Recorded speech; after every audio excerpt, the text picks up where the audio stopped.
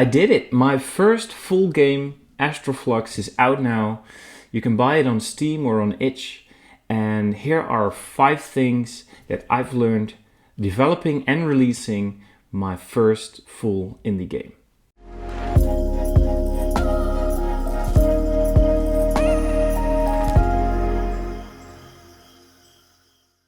Okay, so first of all, I'm super excited that I finally made my dream come true.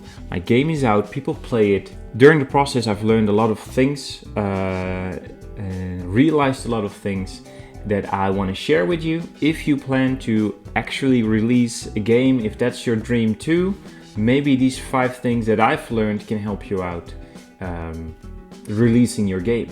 Tip 1. I think it's really important to start with the right experience.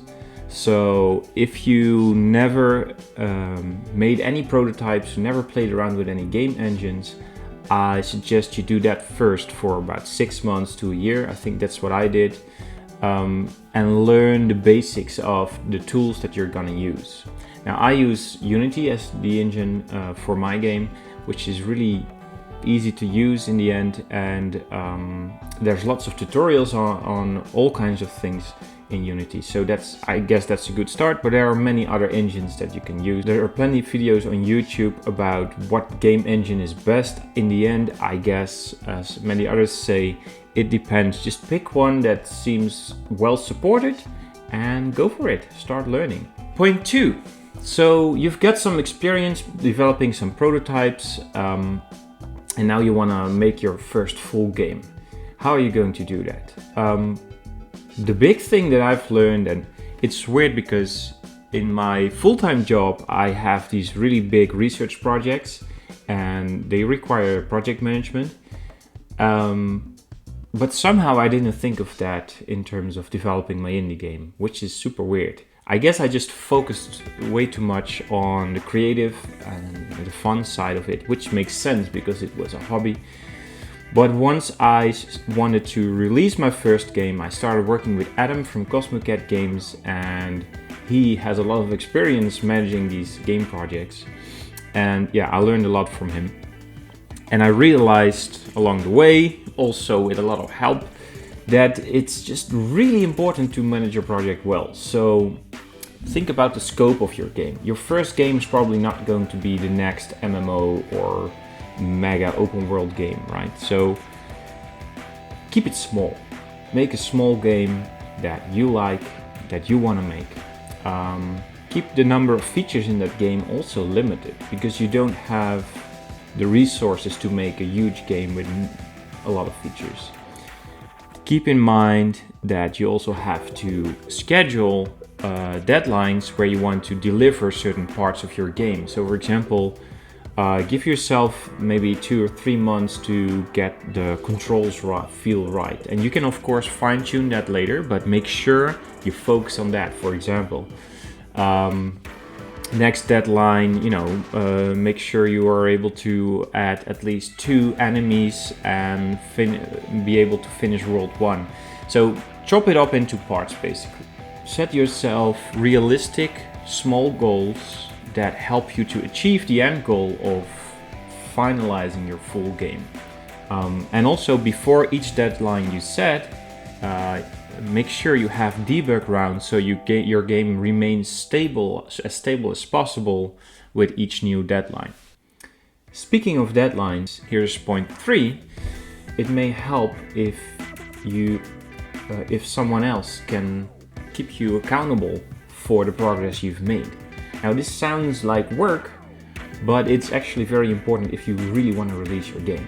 Because if you're the only one developing the game and you have these deadlines and it's not your main priority because you have a full-time job next to it, you're probably gonna be lenient towards yourself at some point and think, well, I didn't make the deadline,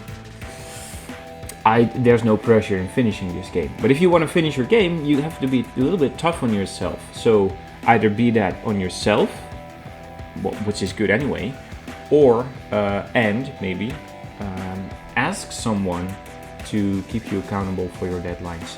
Maybe you can find someone who's also developing an indie game on their own, and maybe you can even test your new builds and keep each other accountable for the progress you make.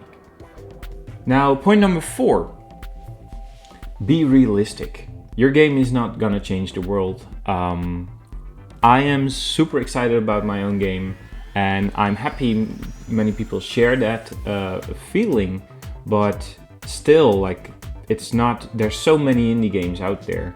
It's like almost feels like winning a lottery if you get noticed. So it's really hard to get noticed. Stay realistic.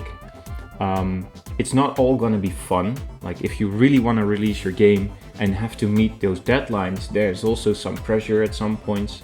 So it's not all relaxed and developing your own game. But that's not a problem, right? You want to release your game. You want people to be able to share you want to share what you've made, your creation, and the only way to do that is actually finishing the game. So if that's your goal, stay realistic with the scope, with how many people will probably like it. So make sure you like it, because you're probably the one playing your own game the most. And it's probably not gonna sell a lot, but that doesn't matter, because your goal is to create your own first game that you've made, and that's awesome. So point number 5, very much in line with point number 4 in staying realistic.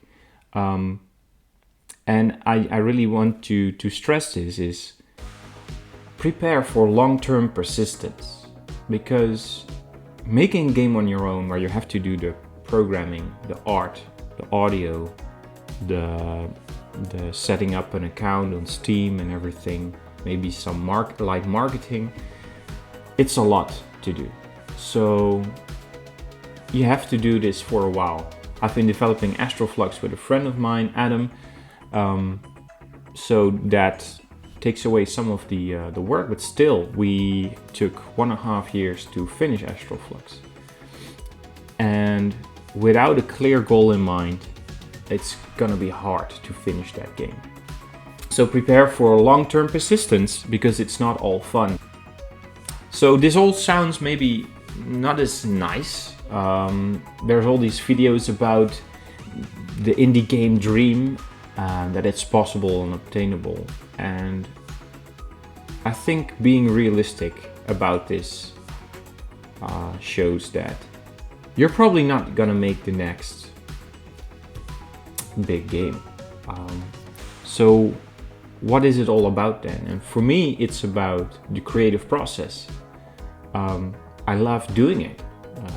I love creating games. I love making the art, the animations, thinking about gameplay mechanics, doing test rounds with with players.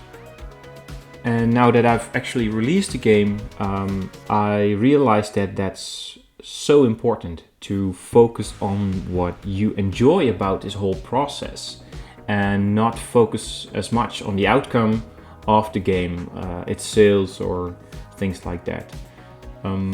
Especially not for your first game. So enjoy the process for what it is. Find people that you can share your work with, that are excited for you. And so in another video, I want to talk a little bit more about the emotional part of releasing your own game. You've worked on it for so long, so hard, and then releasing it out in the public, and people are just being harsh if your game is not perfect, which it's not going to be. So dealing with that is kind of interesting. I want to share something about that in another video, and also how we dealt with marketing or trying to become more visible on Steam, for example. For my own game, Astral Flux, we have a lot of content updates planned. The first one is coming out this month. I will do a video about this probably, and we'll announce it on Steam with a developer update. And it's gonna be exciting. There's some cool new stuff that we couldn't put in the game, but we just finished, and I think people that are playing the game are gonna like it. If you're new to the game, check it out on Steam. It's pretty cheap, and if you like action platformers, you might like it.